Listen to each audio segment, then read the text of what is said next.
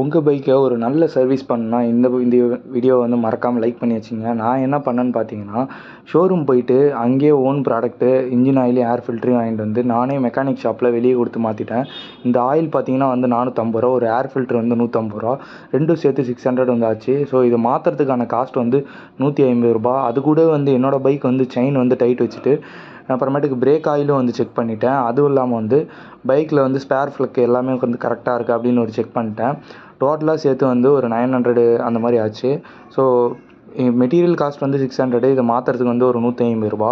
அப்புறமேட்டுக்கு water service ஒரு ₹150 ஆச்சு. நீங்கள் ஷோரூமில் கொண்டு போய் விட்டாலே அவங்க வந்து 900 வந்து ஜென்ரல் செக்கப் பண்ணுவாங்க, எதுவுமே பண்ண மாட்டாங்க. வாட்டர் சர்வீஸ் பண்ணிவிட்டு செயினை வந்து லூப் பண்ணி அட்ஜஸ்ட் பண்ணி விட்டுட்டு சிப்பை வந்து போட்டு கம்ப்யூட்டரில் செக் பண்ணிவிட்டு அவங்க வந்து 900 வாங்கிப்பாங்க.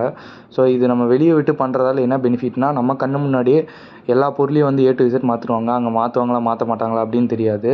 டோட்டலாக வந்து என் வண்டிக்கு வந்து 900 ஆச்சு. நீங்களும் வண்டி வச்சுருக்கீங்க அப்படின்னா ஷோரூமில் விடணும் அப்படின்னு இல்லை, 2000 கிலோமீட்டர் ஒன்ஸ் வந்து ஆயில் சர்வீஸ் மஸ்ட்டு பண்ணிடுங்க. பிரேக் செக் பண்ணிட்டு செயினை வந்து கரெக்டாக அட்ஜஸ்ட் பண்ணுறங்க போதும்.